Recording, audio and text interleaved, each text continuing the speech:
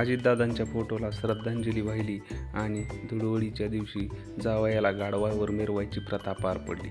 बीडमधील केज तालुक्यातील विडा गावातील एक अनोखी परंपरा। धुळवड आली की जावयाची गाढवावरून मिरवणूक काढली जाते। डीजे समोर गाजत वाजत आणि गावकरी नाचत या जावयाची गाढवावरून मिरवणूक काढतात। नेमकी काय आहे ही परंपरा आपण या व्हिडिओमधून जाणून घेऊ। सामान्यतः सासरवाडीत जावयाचे मोठ्या आदराने स्वागत केले जाते, मात्र बीड येथील केज तालुक्यातील विडा गावात हे चित्र अगदी उलटेच आहे। जावयाचे धुळवडीच्या दिवशी गाढवावरून मिरवणूक काढली जाते।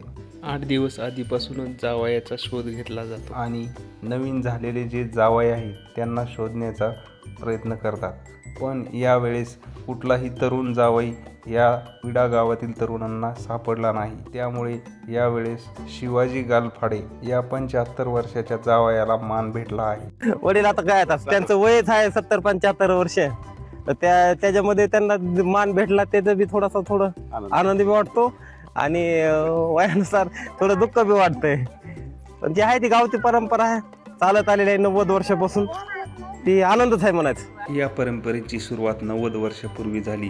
जहागीरदार अनंतराव देशमुख यांनी आपल्या मेव्हण्याला सुरुवातीला मस्करीमध्ये गाढवावरून फिरवले होते। नंतर ही परंपराच पडली की गावच्या जावयाला शोधायचे, धुळवडीच्या दिवशी त्याची गाढवावरून मिरवणूक काढायची आणि कपडे सोनं याने त्याचा मान सन्मान करायचा। पण यावेळेस शिवाजी गालफाडे यांना फक्त कपडे देऊनच मान सन्मान केला आहे, कारण की यावर्षी सोनं महागले असल्यामुळे शिवाजी गालफाडे यांना कपडे देऊनच सन्मान केला आहे।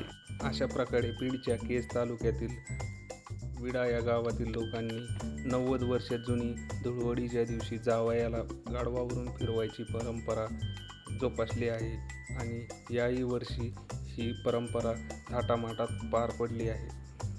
धन्यवाद मित्रांनो, अशाच एकदम खास व्हिडिओसाठी आपल्या चॅनलला नक्की सबस्क्राईब करा आणि व्हिडिओ शेअर करा।